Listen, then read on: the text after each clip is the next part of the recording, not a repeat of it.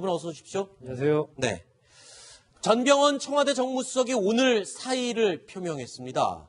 임명된 지 186일 만의 일인데요. 정무수석직을 내려놓은 이 전병헌 수석의 표정 이랬습니다. 저는 오늘 대통령님께 사의를 표명했습니다.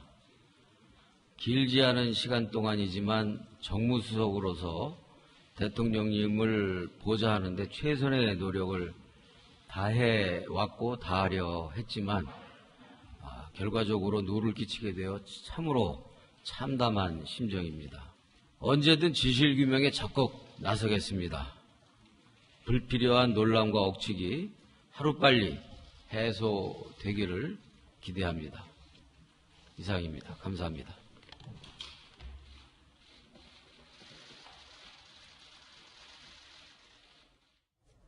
롯데 홈쇼핑에서 불법 후원금을 수수했다는 의혹을 받고 있습니다. 전병헌 정무수석 오늘 사의를 표명함에 따라 문재인 정부 들어서는 이 수석급 낙마가 두 번째입니다. 맞죠, 이효준 기자? 네, 그렇습니다. 네. 그 대통령께 누가 될 수 없어서 정무수석직을 내려놓는다. 지금까지 어떤 불법 행위에도 관여한 바가 없고 언제든 진실규명에 적극 나서겠다 이렇게 밝혔습니다. 어제만 해도요. 그 전병헌 전 정무수석이 사의 표명 이런 거와 관련해서 명확한 입장을 표명하지 않았거든요. 네. 그런데 오늘 전격적으로 얘기를 했습니다. 네.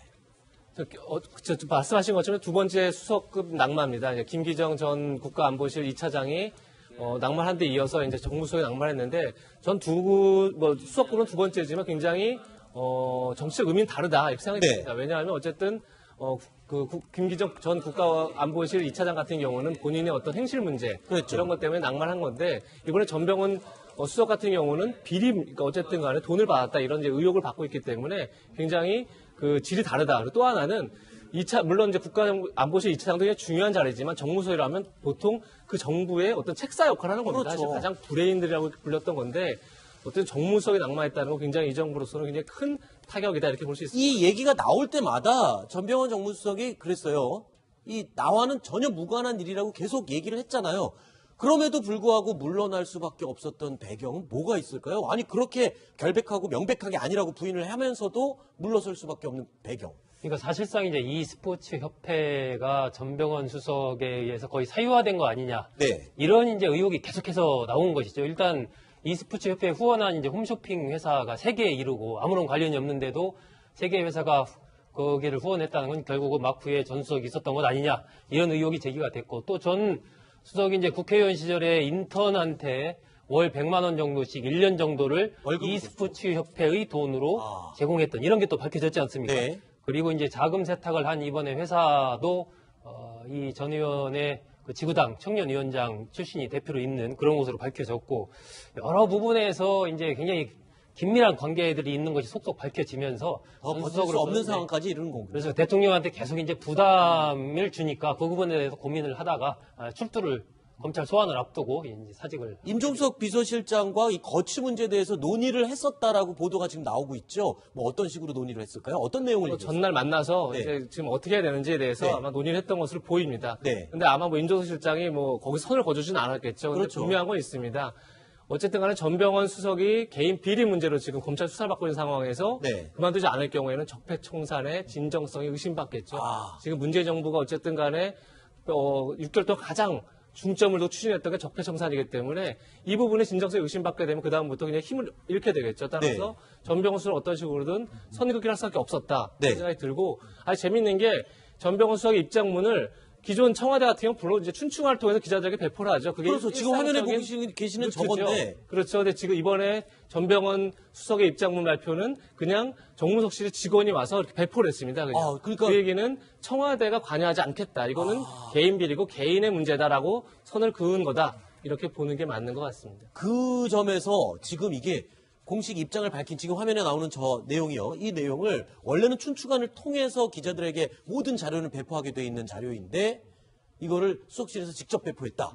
이거는 지금 어떤 선긋기의 의미도 있지만 청와대와 전병헌 수석과의 어떤 입장이나 이런 게 좀 엇갈리고 있다라고 그렇게 볼 수 있는 건 아닌가요? 글쎄요, 엇갈리기보단 전병헌 수석 입장에서는 그것이 자이든 타이든 물러날 수밖에 없는 상황이고, 네. 청와대에서도 그것을 뭐 종용을 했던 아니면 전병헌 전 수석이죠. 전 네. 수석의 얘기를 동의를 했건 간에 양측의 그 부분에 대한 이해관계는 일치할 수밖에 없다고 볼 수밖에 없는 거죠. 네. 그러니까 청와대 입장에서 보면 글쎄요, 그래서 뭐 꼬리자르기라는 표현이 적절한지 모르겠으나 네네. 그나마 청와대 입장에서 다행인 건 이 정병헌 정무수석의 어떤 의혹들이 정무수석이 있을 때가 아니라 그 예전 국회의원 시절이거든요. 네. 그러니까 그나마 청와대는 하나 다행이라는 겁니다. 그 점에서는. 네. 그리고 이게 이제 정병헌 정무수석이 그만둘 수밖에 없는 이유 중에 하나가 우리 한번 시계를 작년으로 돌려보자고요. 네. 작년 이맘때 언론을 장식했던 이름은 최순실입니다. 네. 작년 상반기 누구게요? 우병우입니다. 네. 당시에 우병우 전 수석의 의혹이 나올 때 야당이 지금 여당이 당시 야당 뭐라고 그랬습니까? 물러나라. 네. 의혹이 진실이든 아니든 대통령 참모로서 이런 의혹이 있으면 물러나야 되는 게 맞는 거 아니냐 이렇게 얘기했거든요. 네. 그런데 당시에 우병우 전 수석의 의혹이란 게 뭐였냐면 그 강남에 있는 빌딩과 관련된 그러니까 본인의 직무와 상관없는 처갓집 재산과 관련된 거였다고요. 네. 그런데도 물러나라고 했습니다. 네. 전병헌 전 수석은 뭐죠?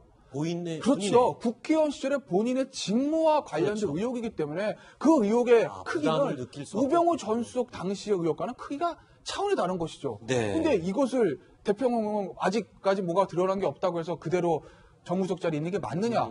여당과 청와대 고민할 수밖에 없는 것이죠. 이렇게 되면 뭐 전병헌 전 수석에 대한 수사는 이제 검찰 입장에서도 부담을 안 가지고 본격화시킬 수 있는 거네. 곧 이제 검찰 포토라인에 쓸 수 있겠네요. 그렇습니다. 검찰이 이미 뭐 그런 부분의 입장을 밝혔죠. 아마 다음 주 정도에 네. 전 수석이 소환될 것으로 예상이 되고 청와대가 오늘 이 입장을 전 수석이 수석실을 통해서 밝힌 건 이게 이제 일종의 위기관리 매뉴얼에 기초적으로 나와 있는 겁니다. 그러니까 어떤 사건이 터졌을 때 이것을 조직과 개인을 분리해서 대응하는 거죠. 네. 이번 같은 경우 만약에 청와대가 입장문을 냈다면 이 자체에 대해서 청와대의 일이라고 인정을 하고 하는 것이기 때문에 이건 그게 아니고 전 수석의 개인적인 문제이기 때문에 전 수석, 정무수석실에서 그냥 이렇게 하는 걸로 이게 맞는 거죠. 과거에 이제 이른바 대한항공 사태가 터졌을 때 네. 조현아 부사장과 관련된 문제인데 대한항공 홍보실에서 대응을 하면서 대한항공 전체가 이 데미지를 타격을 받았거든요. 네. 그러니까 청와대의 이번 대응은 그러한 위기관리 매뉴얼에 따른 아주 제대로 대응을 한 것이죠. 근데 이 롯데홈쇼핑 후원금 3억 원, 이 문제의 3억 원 가운데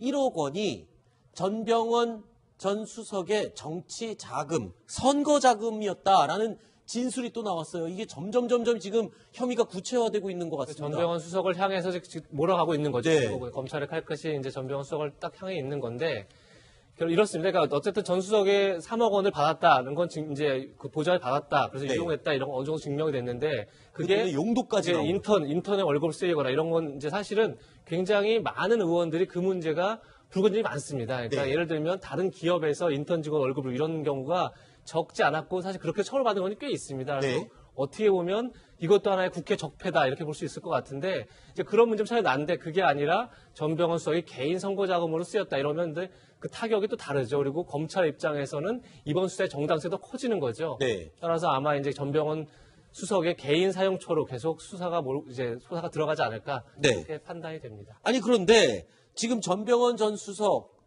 이야기 나오다가 갑자기 어제부터 국회의원들 5명 이름이 또 막 거론되고 있어요. 근데 급기야는 오늘 실명이 또 거론됐습니다. 원유철 자유한국당 의원도 1억 원 정치 후원금을 받았다. 뭐 이런 의혹이 제기됐죠?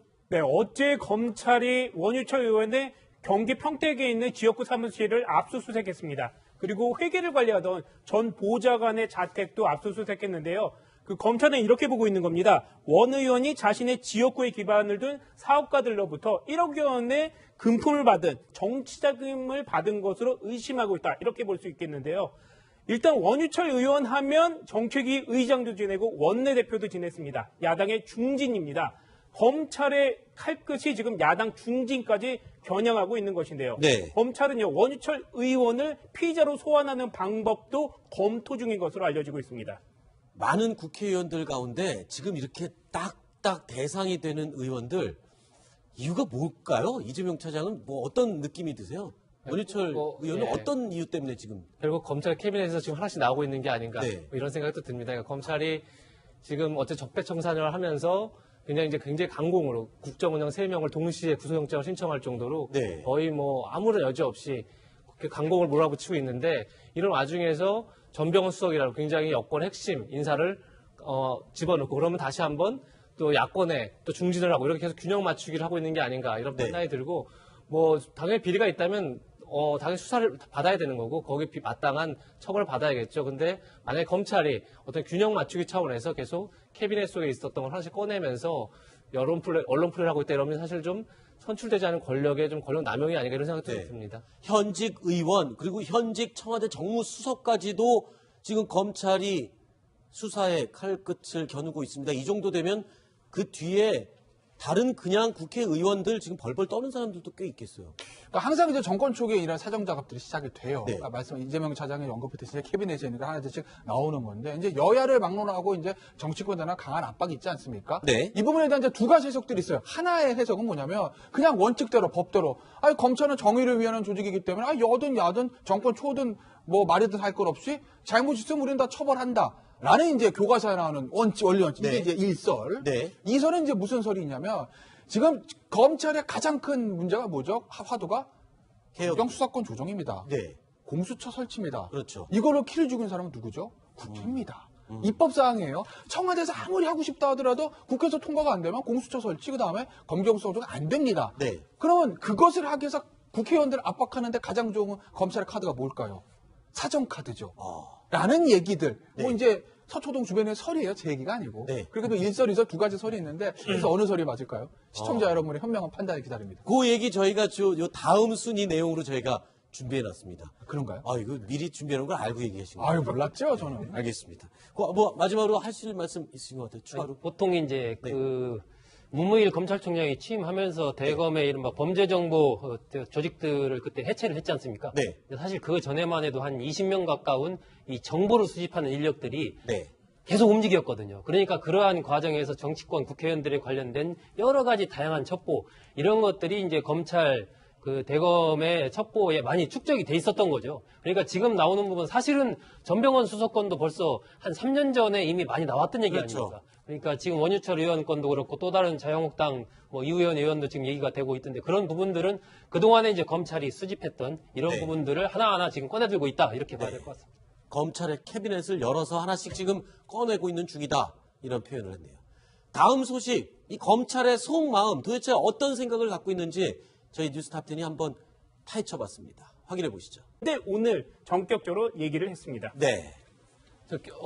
말씀하신 것처럼 두 번째 수석급 낙마입니다. 이제 김기정 전 국가안보실 2차장이 낙마한 데 이어서 이제 정무수석이 낙마했는데 전 수석급은 두 번째지만 굉장히 정치적 의미는 다르다 이렇게 생각이 네. 듭니다. 왜냐하면 어쨌든 김기정 전 국가안보실 2차장 같은 경우는 본인의 어떤 행실 문제 그렇죠. 이런 것 때문에 낙마한 건데 이번에 전병헌 수석 같은 경우는 그러니까 어쨌든 간에 돈을 받았다 이런 이제 의혹을 받고 있기 때문에 굉장히 최선의 노력을 다해 왔고 다하려 했지만 결과적으로 누를 끼치게 되어 참으로 참담한 심정입니다.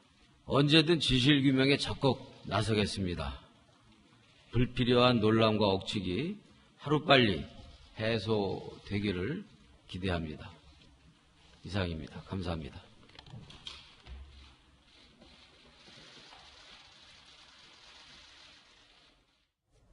롯데 홈쇼핑에 여러분 어서 오십시오. 안녕하세요. 네. 전병헌 청와대 정무수석이 오늘 사의를 표명했습니다. 임명된 지 186일 만의 일인데요. 정무수석직을 내려놓은 이 전병헌 수석의 표정 이랬습니다. 저는 오늘 대통령님께 사의를 표명했습니다. 길지 않은 시간 동안이지만 정무수석으로서 대통령님을 보좌하는데 그래서 불법 후원금을 수수했다는 의혹을 받고 있습니다. 전병헌 정무수석 오늘 사의를 표명함에 따라 문재인 정부 들어서는 이 수석급 낙마가 두 번째입니다. 맞죠, 이효준 기자? 네, 그렇습니다. 네. 그 대통령께 누가 될 수 없어서 정무수석직을 내려놓는다. 지금까지 어떤 불법 행위에도 관여한 바가 없고 언제든 진실규명에 적극 나서겠다 이렇게 밝혔습니다. 어제만 해도요. 그 전병헌 전 정무수석이 사의 표명 이런 거와 관련해서 명확한 입장을 표명하지 않았거든요. 네. 그런 그 질이 다르다. 그리고 또 하나는 물론 이제 국가안보실 2차장도 굉장히 중요한 자리지만 정무수석이라면 보통 그 정부의 어떤 책사 역할을 하는 겁니다. 그렇죠. 사실 가장 브레인들이라고 불렸던 건데 어떤 정무수석이 낙마했다는 건 굉장히 이 정부로서는 굉장히 큰 타격이다 이렇게 볼 수 있습니다. 이 얘기가 나올 때마다 전병헌 정무수석이 그랬어요. 이 나와는 전혀 무관한 일이라고 계속 얘기를 했잖아요. 그럼에도 불구하고 물러날 수밖에 없었던 배경은 뭐가 있을까요? 아니 그렇게 결백하고 명백하게 아니라고 부인을 하면서도 물러설 수밖에